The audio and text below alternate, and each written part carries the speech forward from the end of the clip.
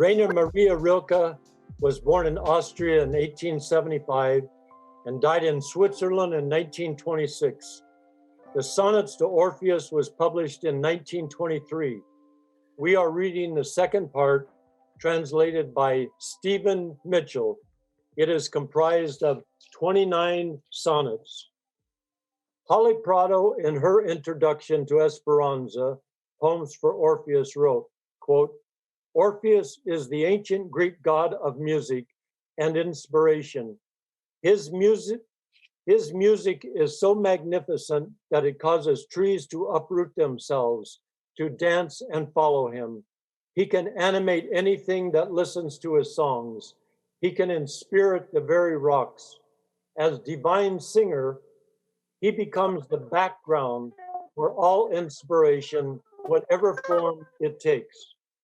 In Orphic history, there are connections with the Pythagoreans, who describe the universe as a harmonia, a being in tune, which the human soul attempted to mirror. Orphean song was valued in the process of restoring balance to a sick soul, since music's innate mathematical harmony echoed the harmonia. Orpheus, who was dismembered at his death, continued to sing and prophesy with great verve. The theme of sacrifice, then transformation into a new form, rebirth, runs richly inherited through our contemporary psyches, prompted by our deeply layered understanding of seasonal cycles and 4 individual seasons of birth, growth, the many deaths and revitalizations we experience as we live, then final physical death and whatever might come after that. Serious creative work implies dismemberment. One's inner self is rearranged, sometimes harshly, but to complete such work also gives the blessing of renewal. Most of us remember that Orpheus lost his wife Eurydice and went into the underworld to beg for her to return to him. Because of his glorious songs, it's reported that even the terrible Furies wept.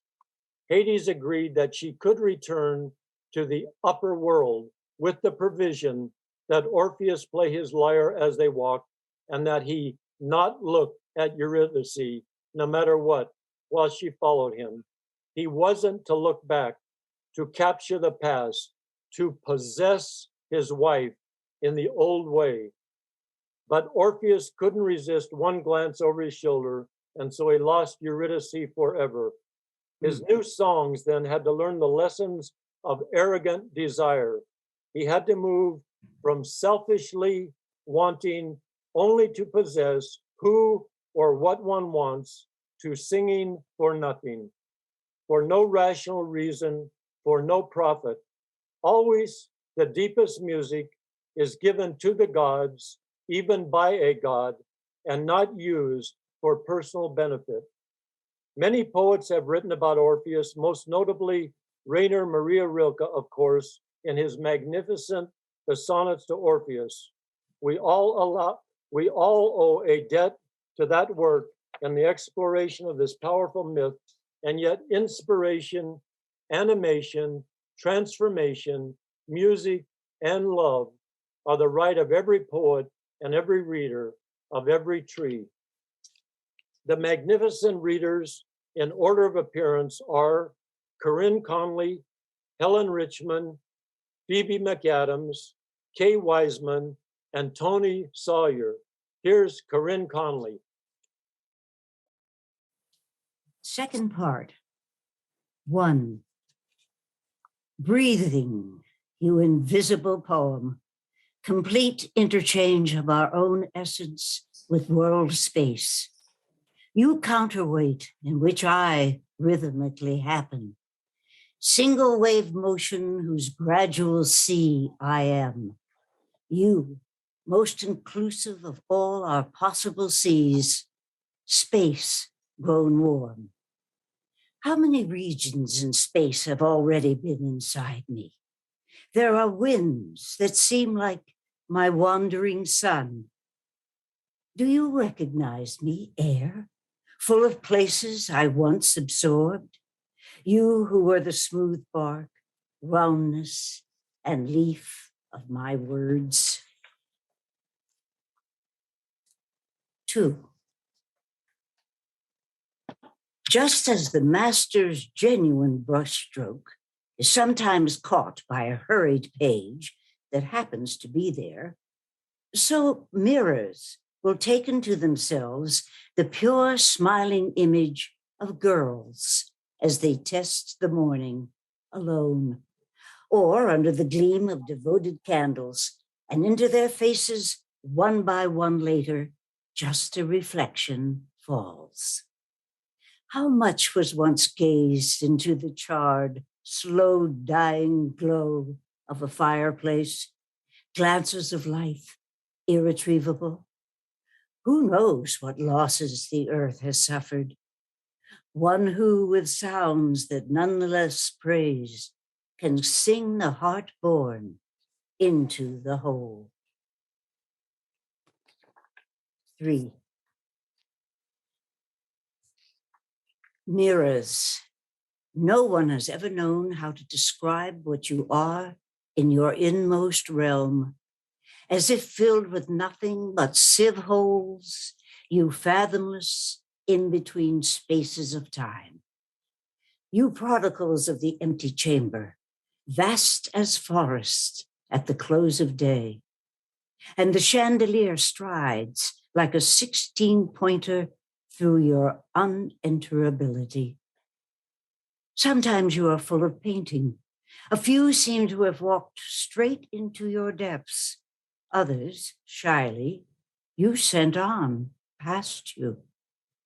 But the loveliest will stay until beyond, into her all-absorbed cheeks, she lets Narcissus penetrate, bright and unbound. 4. Oh, this beast is the one that never was. They didn't know that unconcerned. They had loved its grace, its walk, and how it stood looking at them calmly with clear eyes. It hadn't been. But from their love, a pure beast arose. They always left it room. And in that heart space, radiant and bare, it raised its head and hardly needed to exist. They fed it, not with any grain, but always with just the thought that it might be. And this assurance gave the beast so much power, it grew a horn upon its brow. One horn.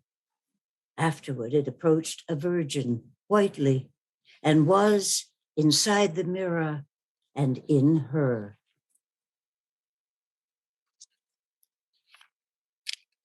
5. Flower muscle that slowly opens back the anemone to another meadow dawn, until her room can feel the polyphonic light of the sonorous heavens pouring down. Muscle of an infinite acceptance, stretched within the silent blossom star, at times so overpowered with abundance that sunset's signal for repose is barely able to return your too far hurled backpedals for the darkness to revive. You, strength and purpose of how many worlds? We violent ones remain a little longer. Ah, but when, in which of all our lives, shall we at last be open and receivers? 6. Rose, you majesty. Once to the ancients, you were just a calyx with the simplest of rims. But for us, you are the full, the numberless flower, the inexhaustible countenance. In your wealth, you seem to be wearing gown upon a body of nothing but light. Yet each separate petal is at the same time the negation of all clothing and the refusal of it. Your fragrance has been calling its sweetest names in our direction for hundreds of years. Suddenly it hangs in the air like fame. Even so, we have never known what to call it. We guess, and memory is filled with it unawares, which we prayed for from hours that belong to us. 7. Flowers. You who are kin to the hands that arrange, gentle girls' hands of present and past, who often lay on the garden table from edge to edge, exhausted and slightly bruised. Waiting for the water once more to bring you back whole from the death that had just begun. And now lifted again between the fast streaming poles of sensitive fingers that are able to do even more good than you guessed, as you lightly uncurled, coming to yourselves again in the pitcher, slowly cooling and exhaling the warmth of girls, like long confessions, like dreary, wearying sins committed by being plucked, which once more relate you to those who in blossoming are your cousins. 8. You playmates of mine in the scattered parks of the city, small friends from a childhood of long ago, how we found and liked one another hesitantly, and like the lamb with the talking scroll, spoke with our silence. When we were filled with joy, it belonged to no one. It was simply there. And how it dissolved among all the adults who passed by and in the fears of the endless year. Wheels rolled past us. We stood and stared at the carriages. Houses surrounded us, solid but untrue, and none of them ever knew us. What in that world was real?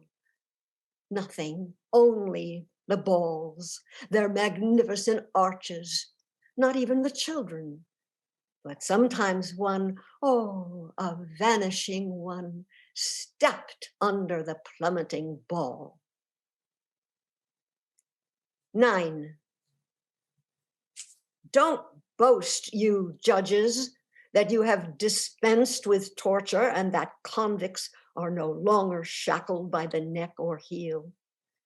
No heart is enhanced, not one is, because a tender spasm of mercy twists your mouths into a smile. What the scaffold received through the ages, it is given back again, as children give back their battered old birthday toys. Into the pure and lofty and gate-like open heart, he would differently enter, the God of true mercy. Sudden, huge, he would stride through and grip us dazzled with radiance all around. More than a wind for the massive confident ships, and not any less transforming than the deep intuition that wins us over without a sound, like a quietly playing child of an infinite union. 10. All we have gained, the machine threatens, as long as it dares to exist in the mind and not in obedience. To dim the masterful hands more glorious lingering, for the determined structure it more rigidly cuts the stones. Nowhere does it stay behind. We cannot escape it, at least as it rules, self-guided, self-oiled from its silent factory. It thinks it is life, thinks it does everything best, though with equal determination it can create or destroy. But still, existence for us is a miracle. In 100 places, it is still the source a playing of absolute forces that no one can touch who has not knelt down in wonder. Still, there are words that can calmly approach the unsayable. And from the most tremulous stones, music, forever new, builds in unusable space her deified temple. 11. Many calmly established rules of death have arisen. Ever conquering man, since you acquired a taste for hunting, yet more than all traps, I know you, sailcloths of linen that used to be hung down into the caverns of karst. Gently they lowered you in, as if you were a signal to celebrate peace. But then the boy began shaking your side, and suddenly from the caves, the darkness would fling out a handful of pale doves into the day. But even that is all right. Let every last twinge of pity be far from those who look on, far not just from the conscience of the vigilant, steadfast hunter who fulfills what time has allowed. Killing, too, is a form of our ancient wandering affliction. When the mind stays serene, whatever happens to us is good. 12. Will transformation. Oh, be inspired for the flame in which a thing disappears and bursts into something else. The spirit of recreation, which masters this earthly form, loves most the pivoting point where you are no longer yourself. What tightens into survival is already inert. How safe is it really in its inconspicuous gray? From far off, a far greater hardness warns what is hard, and the absent hammer is lifted high. He who pours himself out like a stream is acknowledged at last by knowledge, and she leads him enchanted through the harmonious country that finishes often with starting and with ending begins. Every fortunate space that the two of them pass through, astonished, is a child or grandchild of parting. And the transfigured Daphne, as she feels herself become laurel, wants you to change into wind.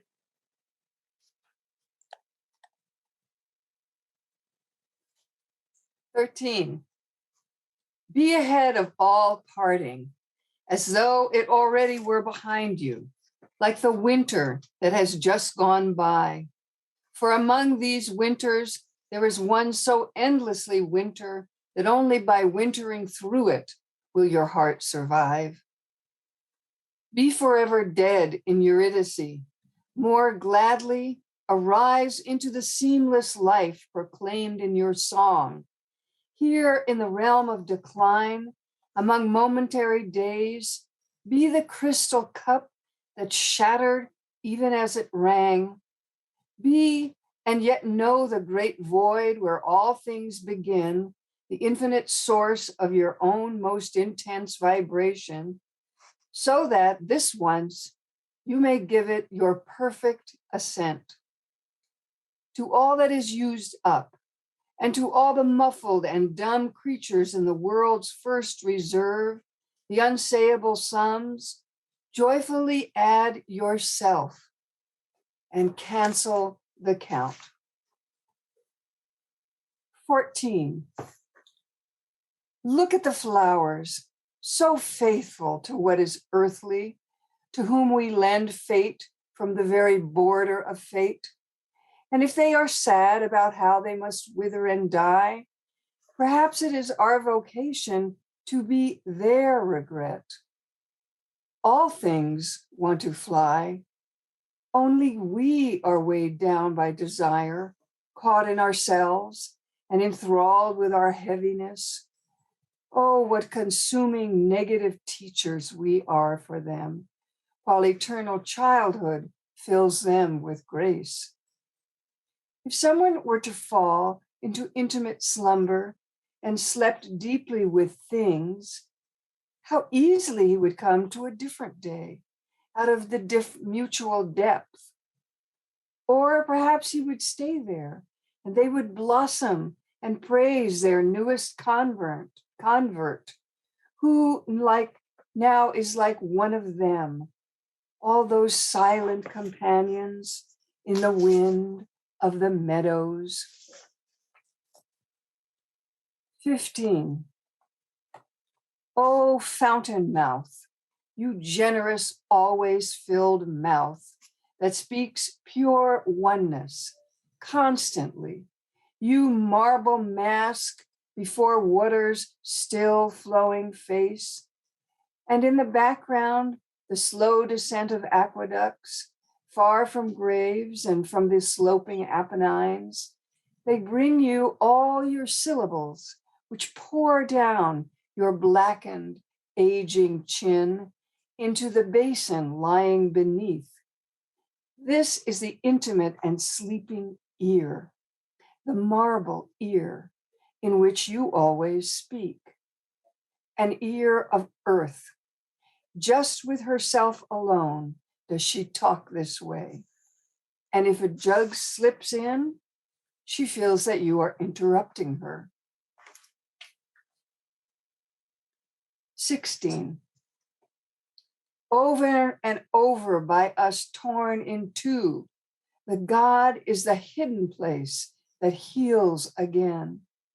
We are sharp-edged because we want to know, but he is always scattered and serene. Even the pure, the consecrated gift, he takes into his world no other way than by positioning himself unmoved to face the one end that is free.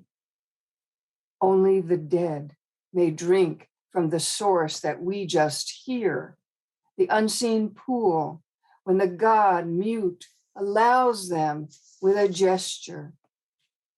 Here to us, only the noise is offered, and the lamb keeps begging for its bell because of a more quiet instinct.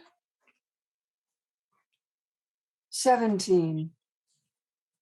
Where inside what forever blissfully watered gardens, upon what trees, out of what deep and tenderly unpetaled flowered cups, do the exotic fruits of consolation hang ripening, those rare delicacies of which you find one perhaps in the trampled meadows of your poverty. Time and again you have stood there marveling over the sheer size of the fruit, over its wholeness, its smooth and unmottled skin, and that the light-headed bird or the jealous worm under the ground had not snatched it away from your hands. Are there such trees, flown through by angels and so strangely cared for by gardeners, hidden and slow, that they bear their fruit to nourish us without being ours? Is it true that we have never been able, for we are only shadows and shades, through our ripening and wilting so early, to disturb the enormous calm of these patient summers? 18. Dancing girl, transformation of all transience into steps. How you offered it there, and the arm raised whirl at the end, that tree made of motion, didn't it fully possess the pivoted year? Didn't it, so that your previous swirling might swarm in the midst of it, suddenly blossom with stillness? And above, wasn't it sunshine? Wasn't it summer, the warmth, the pure, unmeasurable warmth that you gave? But it bore fruit also. It bore fruit, your tree of bliss. Aren't they here in their tranquil season? The jug whirling to ripeness and the even more ripened vase. And in the pictures, can't we still see the drawing which your eyebrows' dark, evanescent stroke quickly inscribed on the surface of its own turning? 19. Somewhere gold lives, luxurious, inside the pampering bank, on intimate terms with thousands. Meanwhile, the wretched blind man begging here seems, even to a penny, just like some always forgotten corner or the dust pile beneath a bed. In all the most elegant shops, money is at ease and steps out in shiny costumes of furs, carnations, and silks. He, the silent one, stands in the narrow breath pause made by money, breathing as it slumbers or wakes. Oh, how can it close at night, that hand which is always open? Tomorrow and each day, fate will arrive and hold it out clear, squalid, at any moment likely to be destroyed. If only someone who could see, astonished at its long duration, would understand it and praise it, sayable only for the singer, audible only to the God. 20. In between stars, what distances? And yet, how much vaster the distance that we learn from what is right here. Someone, for example, a child, and beside him his brother or sister. Oh, how incomprehensibly far. Fate measures us perhaps according to what is real, so it seems to us not our own. Think of how vast a distance there is from the girl to the loved and avoided man. All things are far, and nowhere does the circle close. Look at the fish, served up in the gaily set table. How peculiar its face on the dish. All fish are mute, one used to think, but who knows? Isn't there at last a place where without them, we would be able to speak in the language of a fish? 21. Sing of the gardens, my heart that you never saw, as if glass domes had been placed upon them, unreached forever. Fountains and roses of Ispahan or Shiraz. Sing of their happiness, praise them, unlike all others. Show that you always feel them forever close, that when their figs ripen, it is you that they are ripening for, that you know every breeze which among the blossoms they bear is intensified till it almost becomes a face. Avoid the illusion that there can be any lack for someone who wishes, then fully decides to be. Silken thread, you were woven into the fabric. Whatever the design with which you are inwardly joined, even for one moment amid years of grief, feel that the whole, the marvelous carpet is meant. 22. Oh, in spite of fate, the glorious overflowings of our existence spouted upward in parks, or as stone-carved men who bear upon shoulders and backs the weight overhead, braced on the sheer edge of buildings. Oh, the bronze bell that day after day can lift its club to shatter our dull quotidian hum. Or the only presence in Karnak, the column in which temples that were almost eternal have been outlived. For us, these abundances plunge past, no longer central, but only appearing as haste out of the horizontal yellow day and into the overwhelmed, dazzling night. But this frenzy too will subside, leaving no traces. Arcs of airplanes and those who drove them through space, none perhaps is in vain, yet only as thought. 23. Call me to the one among your moments that stands against you, ineluctably intimate as a dog's imploring glance, but again forever turned away. When you think you've captured it at last, what seems so far from you is most your own. We are already free, and we're dismissed where we thought we soon would be at home. Anxious, we keep longing for a foothold. We at times too young for what is old, and too old for what has never been, doing justice only where we praise. Because we are the branch, the iron blade, and sweet danger ripening from within.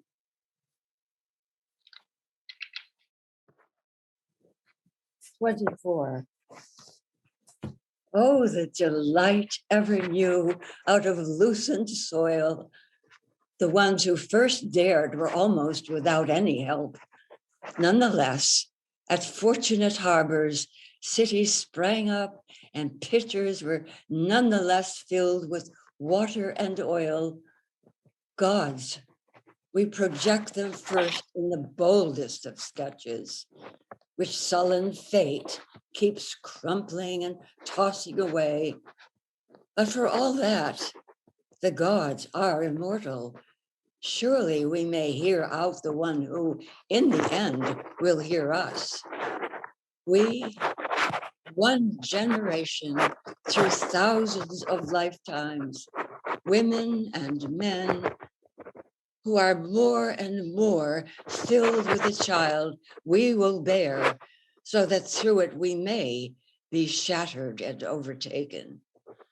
We, the endlessly dared, how far we have come, and only taciturn death can know what we are and how he must always profit when he lends us time. Already, listen, you can hear the first harrows, once more the rhythm of men through the held back silence of the resolute earth in early spring. What has so often come to you is coming once more, vivid as if for the first time. Now, slowly, you await what you always hoped for, but never took. It always took you. Even the leaves of wintered through oaks seem in the twilight of future brown. Breezes signal, then signal back. Black are the bushes, yet heaps of dung lie more intensely black on the ground. Every hour that goes by grows younger. 26. How deeply the cry of a bird can move us. Any cry that is cried out whole. But children playing in their open space, already their cries have become unreal. They cry out chants, and into the silent, seamless world into which birds' cries fully, as men into dream space blend, they hammer the hard-edged wedge of their noise. Alas, where are we? Freer and freer, like colored kites torn loose from their strings, we toss half high up, framed by cold laughter, slashed by the wind. Oh, compose the criers, our harmonious God. We let them wake resounding, Let their clear stream carry the head and the lyre. Does it really exist? Time, the destroyer? When will it crush the fortress on the peaceful height? This heart, which belongs to the infinite gods forever, when will the demiurge violate it? Are we really, as fate keeps trying to convince us, weak and brittle in an alien world? And childhood, with all its defining voices, is it later, down to its first root, distilled? Ah, the ghost of the transient moves through the open, innocent heart like a summer cloud. As who we are, desperate, driving, we still matter among the abiding powers as use of the gods. 28. Oh, come and go, you almost still a child, for just a moment, fill out the dance figure into the constellation of those bold dances in which dull, obsessive nature is fleetingly surpassed. For she was stirred to total hearing just when Orpheus sang.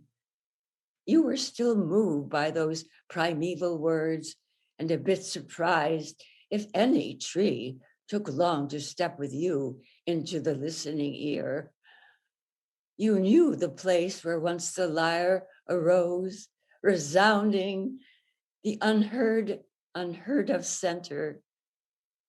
For its sake, you tried out your lovely motion and hoped that you would one day turn your friend's body toward the perfect celebration.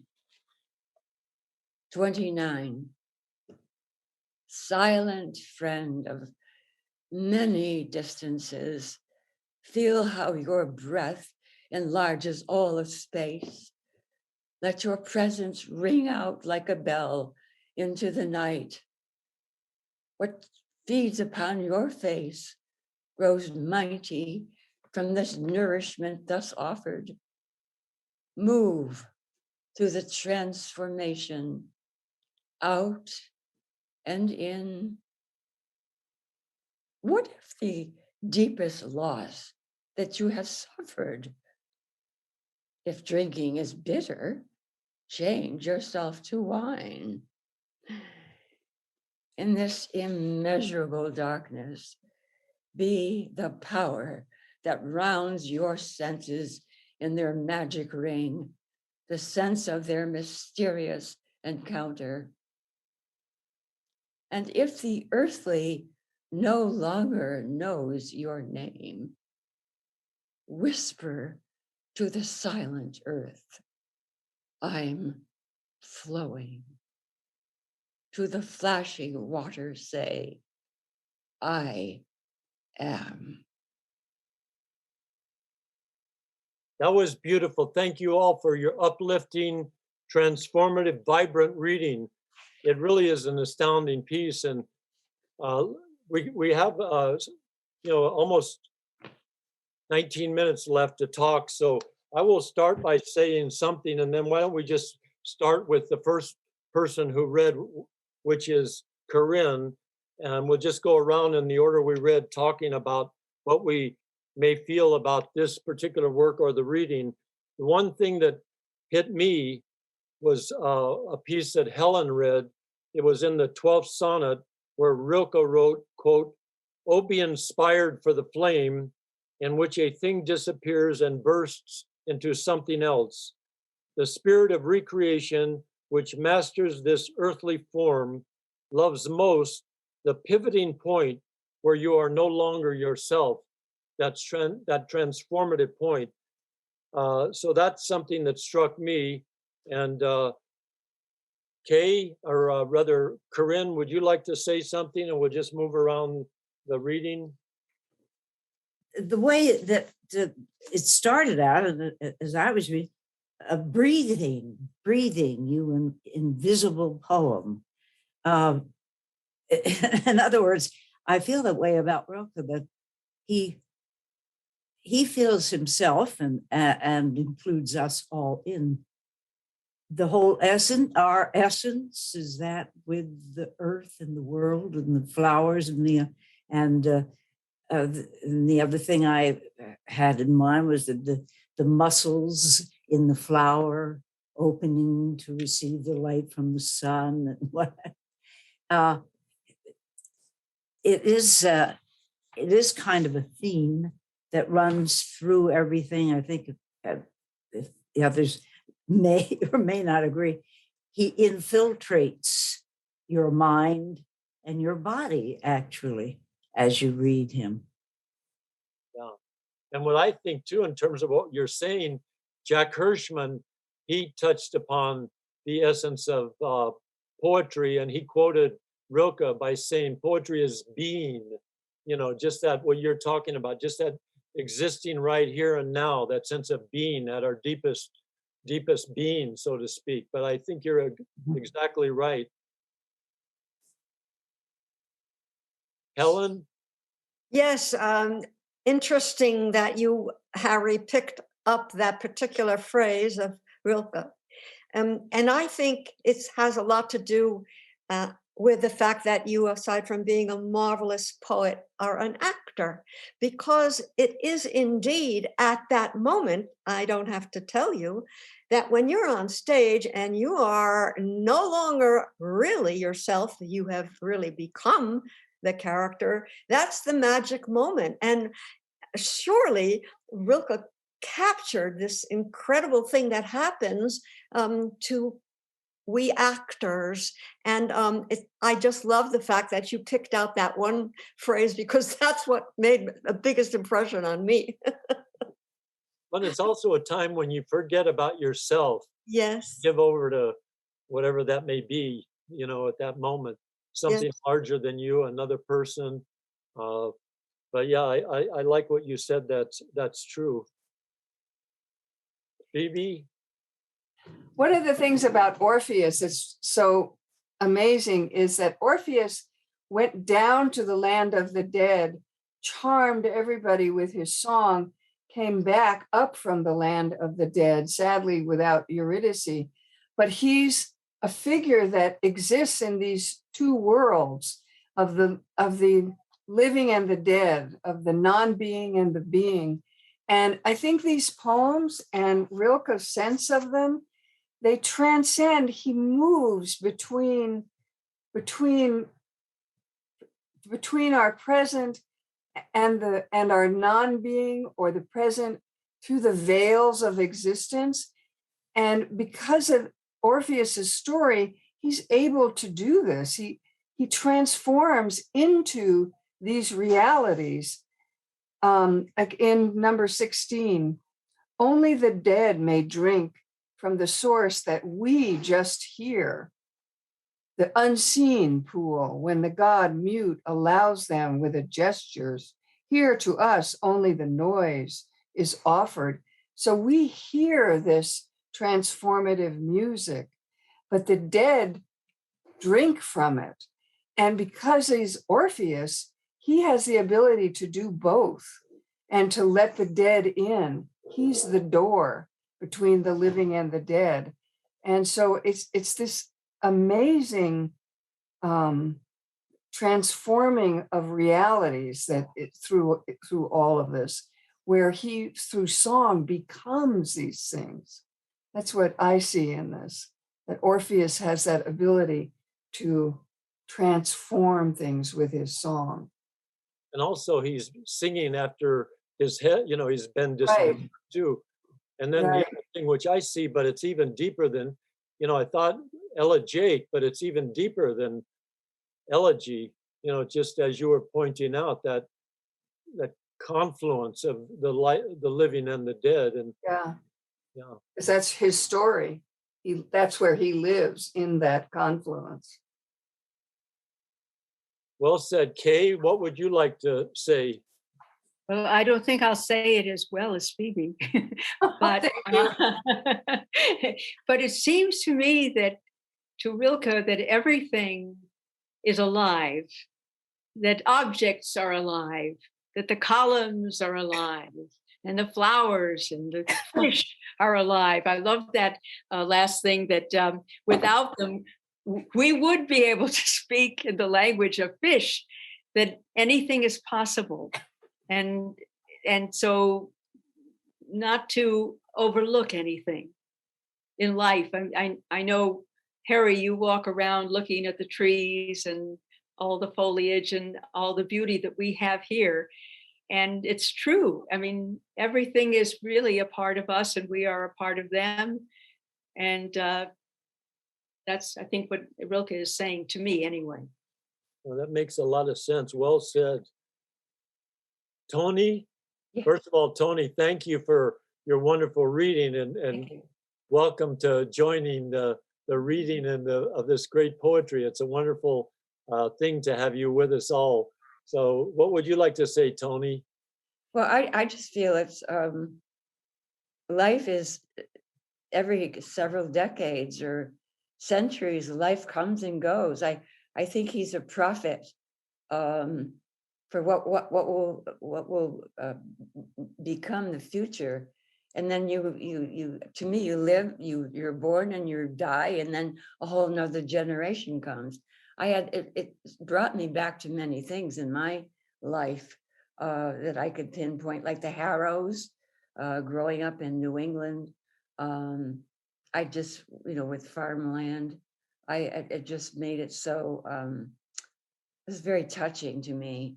I feel this, everything's born anew and then it dies and then it happens again and again. And also one thing, that we, one generation through thousands of lifetimes, women and men who more and more filled with child we will bear, it's population and population and population.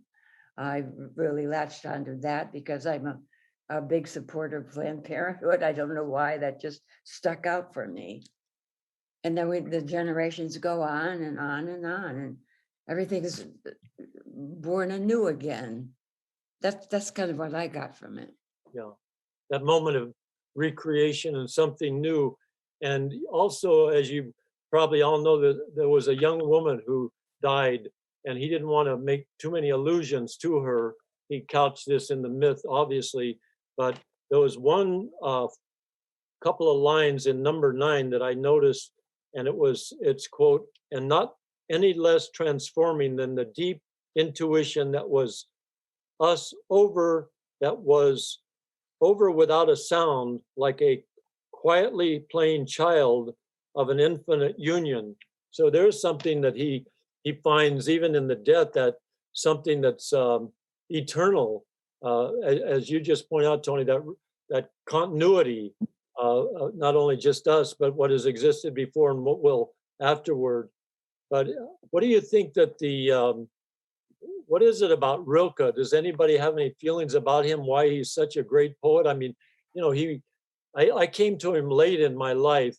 My late wife always loved him, and I didn't get to him till probably about a year or so ago. But he, the Duino elegies, which we read a while back, and then we read the first part of the Sonnets to Orpheus earlier, and now this one. Well, those are his 2 greatest works, and they're certainly 2 of the greatest works of the 20th century.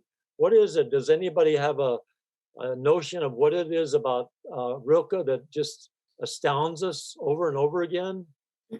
Well, I just think he was born that way. Some people are born very intelligent and very sensitive. He just somehow, I don't think you have to learn anything. I think you're just born that way. I think it's probably a very intelligent, very sensitive man who I was trying to read some background on him. I think his wife put a photo of Orpheus on his desk, and that kind of lit him up. Did I read that correctly? And maybe that something that just, maybe it was all inside of him, and that just kind of lit him up and stirred up all kinds of things. I don't know, I have a difficult time analyzing people. Seems like they simply have that gift, or they don't. I would say that he seems to always be glowing and flowing. There's no darkness. There's no darkness in his poetry. And when you're talking about Orpheus, returning, going deep into the depths, he doesn't bring any of that, of any darkness of the other world into his poetry. It's all about life and essence of life that we all have, and the sun and clouds and flowing water. Yeah, there's no harshness. And you were talking earlier on, Corinne, about I forget what you're talking about, but the opening up. And there's a sensuality in here, but it's even more than just sensuality. It's just almost, it's applicable to everything, the act of creativity itself, the act of whatever creativity you're involved in. One thing that I always think about, we here in the West, and compared to those in the East, he had one phrase where he said, only we are weighted down by desire. How desire gets in the way of things. And then earlier in the intro that Holly Prado wrote, she wrote something about, Orpheus had to look at things a new way. He couldn't just possess this woman in the old way. It's almost like, too, I think there's something in giving yourself over to another, maybe a selfless love, or being concerned with something greater than just your own selfishness, too. And he gets way beyond that. And also, I think Rilke was so completely obsessed, and I mean, he had this kind of scattered life where he moved from place to place. I mean, he wrote the Duino Elegies in a castle that a friend of his loaned him, and he wrote them there. He was just, and he became overwhelmed with the inspiration to write the sonnets, and they came out really fast. And so I think he just gave his whole being and life to this inspiration that he felt, and his whole life was moved just by that. I don't think Rilke got a job in an office to pay the bills. I think he just moved with this. Right. It's interesting too. I had that about the mirrors, that girls looking into the mirror would leave something into it, and then it is forever there. You have the feeling that these images and people looking into the embers of a fire,